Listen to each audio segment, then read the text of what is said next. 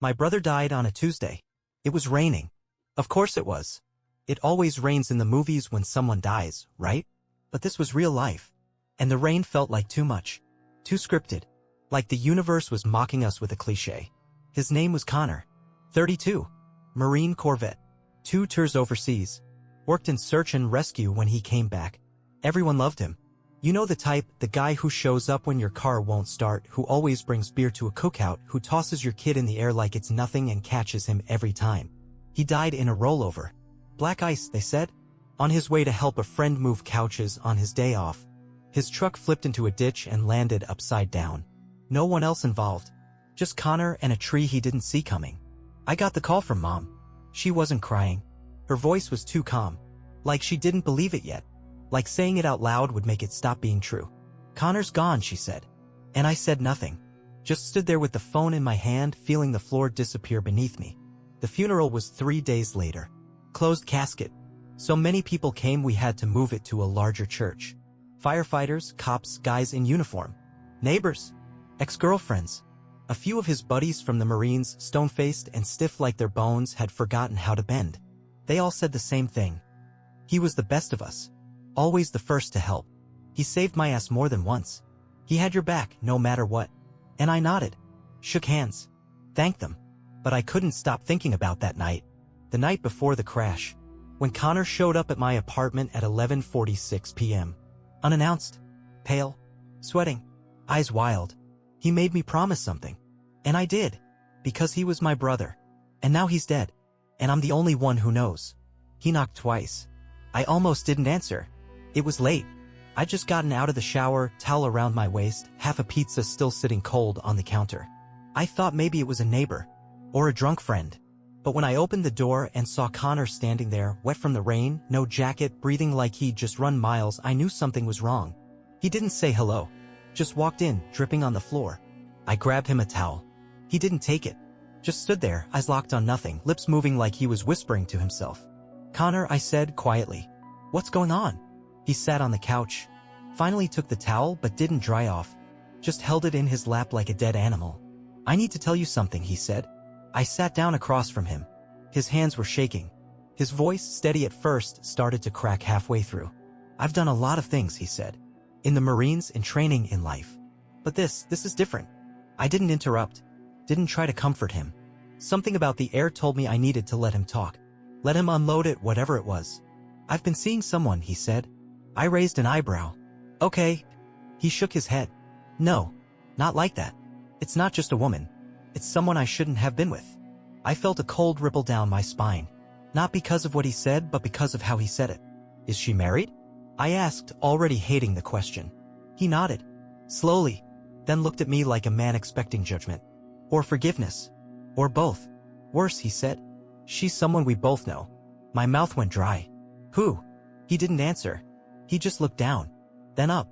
And said, I need you to promise me something. I didn't speak. He leaned forward. If anything ever happens to me, you don't tell. You hear me? You don't drag her into this. She's got a family. Kids. I messed up. But she doesn't deserve the fallout. I looked at him. My brother. The hero. The man everyone trusted. And I nodded. Because that's what you do when your brother begs you. But now he's gone. And I'm still carrying his secret. And I know who she is. I didn't see her right away.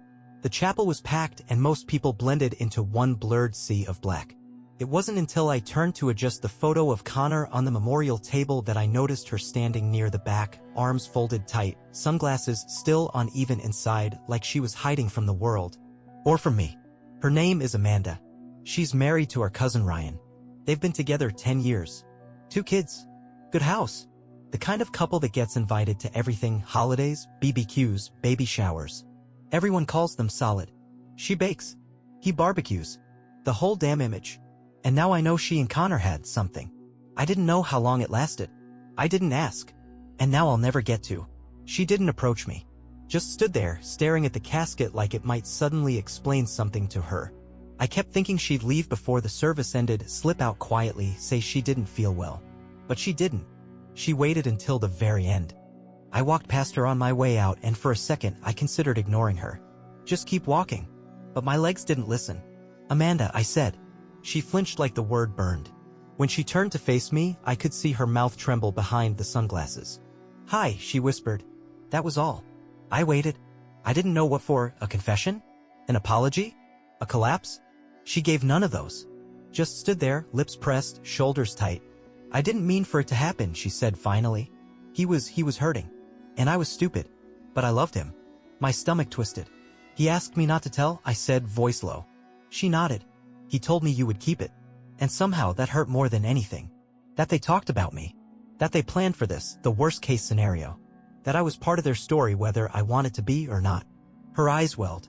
She took off her glasses. "I'm sorry," she said, then turned and walked out. And I stood there, surrounded by the smell of lilies and old wood polish, holding a truth that no one else would ever know. A truth that now belonged to me. Alone. After the funeral, people went back to their lives. That's what happens. They cry, they post a photo, they say, "If you need anything, call," and then they disappear back into their own problems. But I stayed in it. Every time someone talked about Connor, I heard the word hero like a siren. Every time my mom said he was too good for this world, I wanted to scream. Not because she was wrong, but because part of him, the part one now carried, didn't fit that image. And I couldn't say a damn thing. Amanda didn't come around after that. No family events. No birthday parties. Her husband, Ryan, my cousin, looked like a ghost now. I watched him talk, nod, laugh even, but his eyes were somewhere else. I don't know if he suspects. Maybe he's too afraid to ask. Maybe he already knows and doesn't want to make it real. I see their kids sometimes. Little ones. One of them looks like Connor. Or maybe that's just my guilt talking. I thought keeping the secret would be hard for a week. A month, maybe. But it's been almost 6 now. And every day it feels heavier. It shows up in strange ways. I sleep worse. I snap at people over nothing. I avoid family dinners. I can't look at photos of Connor without hearing his voice from that night. Promise me. And yeah, I've kept the promise. But it's eating me alive. Because this isn't just a secret. It's a fracture in everything we all thought was true. He was the one we leaned on. The one we trusted. And now, the more I remember him, the more I don't know what was real. Was he trying to confess because he regretted it? Or because he was afraid of dying with it? Was he ashamed or just afraid of losing the mask? I don't know. But I do know this. The version of Connor that the world buried isn't the version I knew in the end. And that's the one who haunts me now. I don't resent people for loving him. He was the good one. That's not a lie. He was better at everything, more charming, more capable, more magnetic. He lit up a room just by walking in. My whole life, he stood one step ahead. And I was proud of that. Proud to be his brother. But now every time someone says he was perfect, something twists inside me. Because I know something they don't. And the longer I hold it, the more I feel like a fraud every time I smile when they talk about him. A few weeks ago, I visited our parents. Mom had finally sorted through some of his things. She wanted me to take his old boots, the ones from his deployment. Said he'd want you to have them. I almost said no. But I didn't. I just nodded, held them, and said thank you. Then she pulled out a photo album. Started flipping through pages. Connor as a kid, Connor in his dress blues, Connor with Dad fixing the old Ford. Every image looked like a chapter from some perfect American novel. And then she looked up and said he never made mistakes. That was the moment I had to excuse myself. I locked myself in their guest bathroom and stared at my reflection. He did make mistakes. Big ones. Ones that could have destroyed a marriage. A family. A name. But more than anything, he made one choice that changed my life forever. He handed me the truth and made me bury it. Not because he trusted me, but because he was too scared to deal with the fallout himself. And now I carry it like a second skin. Not out of love, not out of duty, but because it's the only piece of him I still have that no one else does. And I don't know if that makes me the most loyal person in the room. Or the most broken. Her name is Eliza. Connor's widow. They were married for 6 years. 2 miscarriages. No kids in the end. Just a dog named Scout and a townhouse filled with little pieces of a life they were still building. After the funeral, I didn't hear from her much. We'd exchange texts now and then.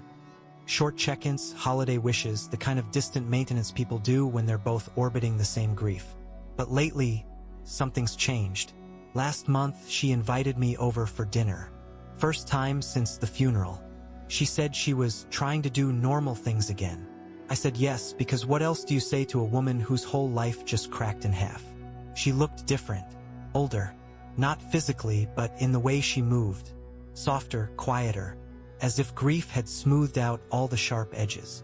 We ate pasta, talked about work, about Scout, who now sleeps in Connor's spot on the bed. It was fine, easy even, until she asked me something that knocked the breath out of me. Was he happy? I blinked.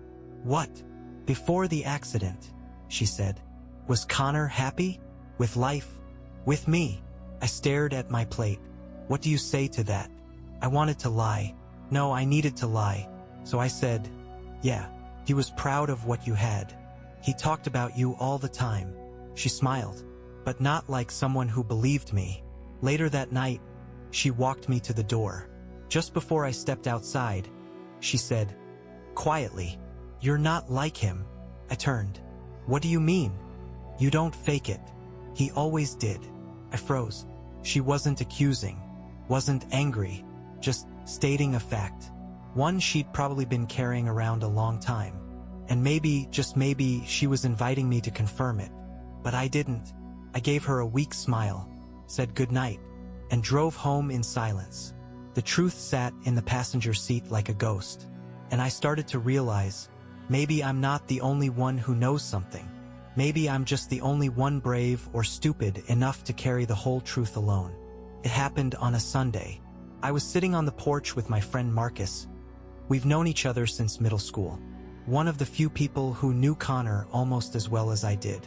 We were drinking beers, watching the sun fade behind the houses, and talking about absolutely nothing. It was peaceful, easy. Then Marcus brought up Connor. Man, he said, I still don't get it. He drove in every condition imaginable. Black ice?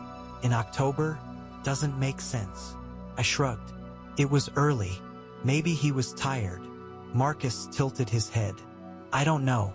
Something about it always felt off. I froze. He didn't press.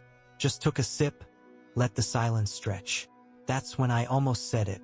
It was right there, hanging at the edge of my throat. The whole thing, Amanda, the affair, the confession, the weight. I imagined what it would feel like to let it out, to share the burden, to have someone say, yeah, man, that's F asterisk asterisk et up, but you're not crazy for keeping it. Asterisk. I opened my mouth, and then I saw Connor. Not really, just his face. The look he gave me that night, the way he said, promise me, and I closed my mouth, because saying it doesn't erase it. It just spreads it, contaminates everything else. Amanda's marriage, Eliza's memories, my own family, so I swallowed it, changed the subject. Marcus didn't push. He never does. But that night, after he left, I sat alone on my couch, lights off, staring at my phone. I almost texted Amanda. Just 4 words. I can't do this. But I didn't hit send. I deleted the draft, put the phone face down, and just sat there, in the dark. It's not that I don't want to tell. It's that I don't know if I could survive what comes after. And some part of me is starting to believe Connor didn't either. I waited 6 months to visit his grave alone. There were ceremonies, group visits, flags placed, flowers arranged, the usual rituals, people mourning publicly, saying all the right things. He's watching over us. He'd want us to be strong. He's in a better place. But I couldn't do it with them. I needed space, silence. So one cloudy morning in early spring, I drove out to the cemetery just after sunrise. No cars, no noise, just wind and birds and my footsteps on gravel. Connor's headstone was simple. Name, rank, dates, and 3 words underneath. Always had your back. I stood there for a long time. No plan, no script. Just my heart thudding in my chest like it was waiting for permission to speak. Then I started talking. I kept it, I said, just like you asked. My voice sounded too loud in the quiet. I didn't tell Amanda's husband. I didn't tell Eliza. I didn't even tell Marcus. Not one word. I swallowed. My throat was raw. But it's killing me, man. I sat down on the cold grass, crossed my arms over my knees, looked at the name carved in stone and tried to find the brother I remembered. Was I supposed to carry this forever? Did you even think about what you were leaving behind when you gave it to me? No answer, of course. Just birds, and wind. I get it, I whispered. You were scared. I'm scared too. The tears came fast, not loud, just wet and constant. Sometimes I hate you for putting this on me. That one hurt to say, but it was true. And sometimes I miss you so bad I'd give anything to hear you tell me it was the right thing. But silence was all I got. I stayed for over an hour. When I finally stood to leave, I placed a folded note at the base of the headstone. Inside, I wrote 7 words. I still don't know what to do. Then I turned and walked away, because if he couldn't answer me in life, maybe death would have to be enough. It's been a year now. People don't bring him up as much anymore. The stories fade. New ones take their place. Birthdays, weddings, divorces. Life keeps moving as it does. But for me, time doesn't feel linear. It loops. Some days I forget for hours at a time. And then a smell, a voice, a photo. It all rushes back. The truth is still with me. It always will be. I thought maybe with time it would get lighter. It hasn't. But I've learned how to carry it differently. Not as a wound that bleeds, but as a weight I've accepted. Amanda and I haven't spoken since the funeral. I don't know if she's still married. I don't ask. I don't want to know. Eliza sends me a Christmas card. It's sweet. She signs it with love. She still visits my parents. Sometimes I see Connor in dreams. Not the version from the funeral, not pale and still, but alive. Laughing. Driving too fast. Teasing me about my shoes. Like nothing ever happened. And I wake up wrecked. Because I don't know which version of him was the most real. The brother who saved stray dogs and taught me to ride a bike? Or the man who slept with our cousin's wife and made me his shield? Maybe both. People say grief is love with nowhere to go. But this isn't just grief. It's truth with no one to tell it to. I don't hate him, but I can't let him go either. So I write little notes, journals I never finish, letters I never send. Not because I expect answers, but because saying it out loud keeps me from disappearing too. I keep thinking maybe one day I'll tell the whole story. But not today. Today I live with it. And maybe that's what being a brother really means.